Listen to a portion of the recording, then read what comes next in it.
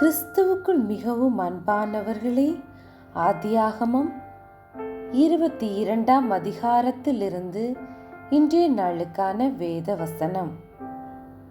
அப்பொழுது கர்த்தருடைய தூதனானவர் வானத்திலிருந்து, ஆபிரகாமே, ஆபிரகாமே என்று கூப்பிட்டார்.